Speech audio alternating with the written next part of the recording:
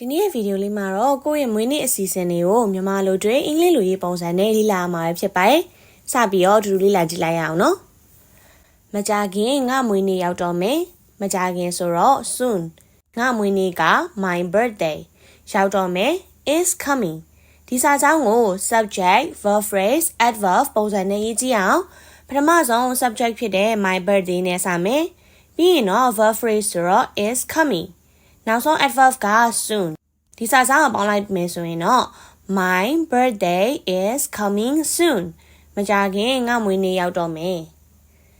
ငါရဲ့အိမ်မှာငါကပါတီပွဲလုပ်မယ်ငါရဲ့အိမ်မှာ at my house ငါက I ပါတီပွဲ a party လုပ်မယ် will have ဒါဆိုရင်တော့ဒီစာကြောင်းကို subject verb phrase indirect object prepositional phrase ပုံစံနဲ့ရေးကြည့်ရအောင်ပထမဆုံးက subject ဆိုတော့ I verb phrase ကကြတော့ will have indirect object ကကြတော့ a party နောက်ဆုံး prepositional phrase ကတော့ at my house ဒီတော့စာကြောင်းလုံးကိုပေါင်းလိုက်မယ်ဆိုရင် I will have a party at my house ငါ့ရဲ့အိမ်မှာငါကပါတီပွဲလုပ်မယ်ဖဲပြားတွေဘူပေါင်းနေနဲ့ငါကအိမ်ကိုအလှဆင်ဖို့စီစဉ်ထားတယ်ဖဲပြားတွေဘူပေါင်းနေနဲ့ with balloons and streamersငါက I အိမ်ကိုအလှဆင်ဖို့ to decorate the house စီစဉ်ထားတယ် plan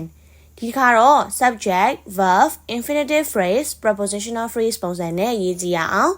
ပထမဆုံးလာမယ့် subject ကတော့ I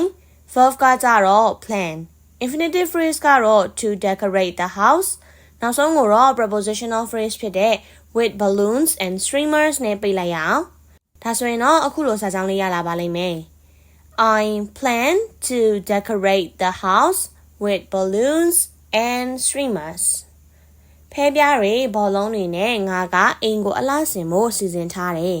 ။ငါရဲ့မွေးနေ့အတွက်ကိတ်မုန့်လုပ်ဖို့စီစဉ်ထားတယ်။ငါရဲ့မွေးနေ့အတွက် for my birthday ကိတ်မုန့်လုပ်ဖို့ to make a cake ငါက I စီစဉ်ထားတယ် planဒီစာကြောင်းကိုတော့ subject verb infinitive phrase prepositional phrase ပုံစံနဲ့ရေးကြည့်မယ် subject ကတော့ I verb ကကြတော့ plan ပြီးရင်တော့ to make a cake ဆိုရဲ infinitive phrase လာမယ်နောက်ဆုံးမှာတော့ prepositional phrase ဖြစ်တဲ့ for my birthday ကိုတွေ့ရပါလိမ့်မယ်ဒီတော့စာကြောင်းအပြည့်စုံက I plan to make a cake for my birthday ငါ့ရဲ့မွေးနေ့အတွက်ကိတ်မုန့်လုပ်ဖို့ငါကစီစဉ်ထားတယ်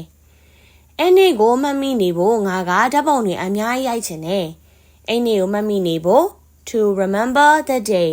ငါက I ဓာတ်ပုံတွေအများကြီးရိုက်တာက to take a lot of photos လုပ်ချင်တာဆိုတော့ want ဒီစာကြောင်းကိုတော့ subject verb infinitive phrase reason clause ပုံစံနဲ့ရေးကြည့်အောင်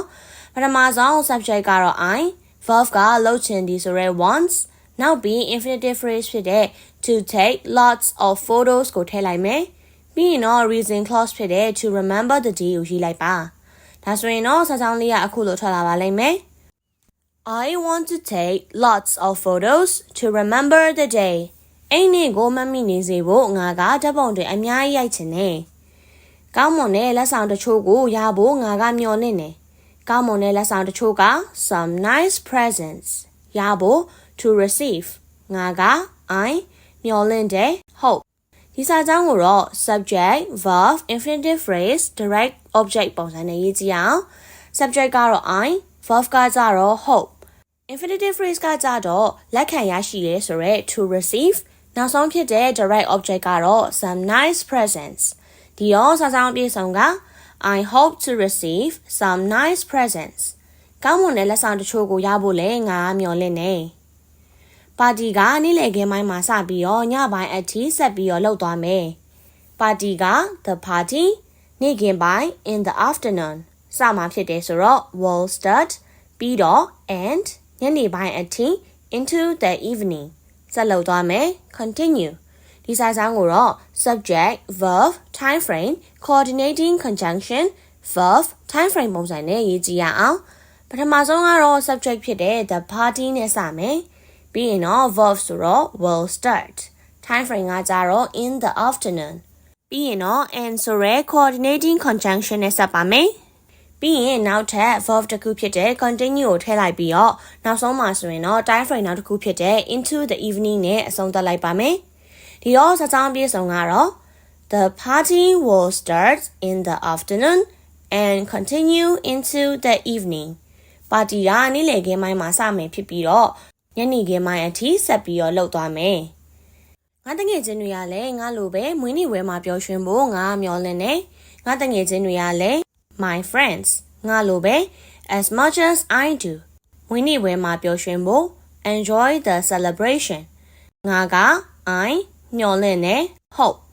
ဒီစာကြောင်းလေးမှာတော့ subject verb object complement comparative phrase ပုံစံနဲ့ရေးကြည့်အောင်ပထမဆုံး subject ကတော့ I verb ကမျှော်လင့်သည်ဆိုရဲ hope object ကကြတော့ my friends နောက်ပြီး complement ဖြစ်တဲ့ enjoy the celebration ကိုထည့်လိုက်မယ်ပြီးလို့ရှိရင်တော့ comparative phrase ဖြစ်တဲ့ as much as I do ကိုအဆုံးသတ်မှာရေးလိုက်ပါဒါဆိုရင်တော့စာကြောင်းလေးကအခုလိုပဲဖြစ်သွားပါလိမ့်မယ်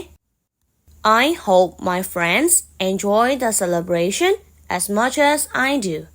ငါတငယ်ချင်းတွေကလည်းငါလိုပဲမွေးနေ့ပွဲမှာပျော်ရွှင်ဖို့ငါကမျှော်လင့်နေနောက်တဲ့ episode တွေမှာလည်းဘလို့အကြောင်းအရာတွေကိုဒီလိုပုံစံလေးနဲ့ရှင်းပြပေးရမလဲဆိုတာကို comment မှာအကြံပေးခဲ့လို့ရပါတယ်ဒီနေ့ရဲ့ဗီဒီယိုလေးကတော့ဒီလောက်ပါပဲSee you all again in the next video. Bye bye everyone.